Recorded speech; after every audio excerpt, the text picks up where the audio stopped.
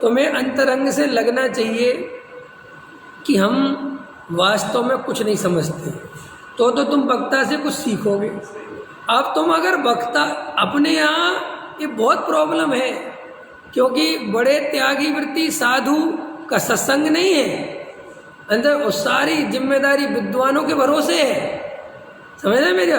और विद्वानों का भरोसा श्रोताओं को है नहीं, वे उसे मानते नहीं कुछ, है नहीं। अब वो चल रहा है, चले जा रहा है, चले जा रहा है, परंपरा चले। अंतरंग से इसलिए तो काम होता दिखाई नहीं था, क्यों कि तुम जिससे सुन रहे हो उसके प्रति तुम्हें हृदय में जब तक विनय नहीं होगी, भक्ति नहीं होगी, भाव नहीं होगा, बहुमान तुम समझोगे भी तो क्या समझोगे, तुम्हें अंदर ठीक है। अभी अपने यहाँ क्या आदत है भला, भले ही ऊपर से अपन कितने ही बने, लेकिन मैं सच्चाई बता देता हूँ, अपने यहाँ ये हालत है।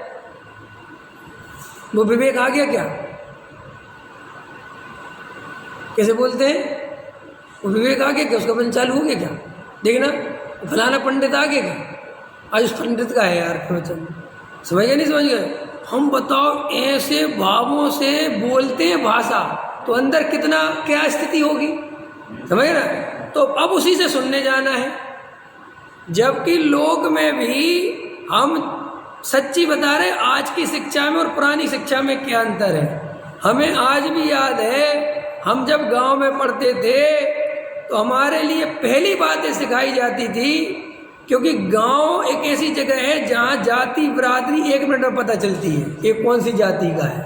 और हमारे गांव में मुझे सबसे पहले पढ़ाने वाला जो टीचर था, समझ ना, एक मैडम थी, वो सबसे नीची जाति थी, वाल्मीकि थी। अंदर समझ आया कि नहीं आया। लेकिन चाहे वाल्मीकि हो, चाहे वो पैर छूना, विनय भाव, समझे। अब तो मेरा बहुत कम, तो जाने ही नहीं हो, वो तो बूढ़ी भी हो गई, वो ट्रांसफर सब खत्म हो गया होगा।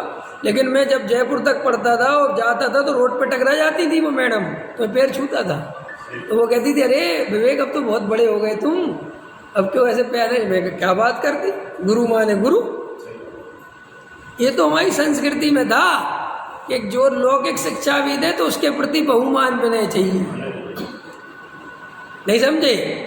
लेकिन ऐसी बातें कर करके कि सम्यक दृष्टि भी पूज्य नहीं है, उसकी भी भक्ति नहीं करी जा सकती, और केवल मुनिराज की भक्ति। अरे भाई, मुनिराज की भक्ति जैसी भक्ति नहीं करना, उनके जैसा आदर नहीं करना, उनके जैसे पैर नहीं छूना, उनके जैसा नमस्कार नहीं करना, लेकिन अंदर से इनसे सुनते हैं, ये हमें पढ़ाते हैं और हम इनके सामने कुछ नहीं जानते, ये हमारा कुछ मार्गदर्शन, तो उनके प्रति उस जाति का बहुमान तो चाहिए, तब तो वो शिक्षा ग्रहण होगी। और अगर अंतरंग में अभी अपने क्या, अपने अपने कहना नहीं चाहिए मुझे, अपनी स्थिति यही तो है।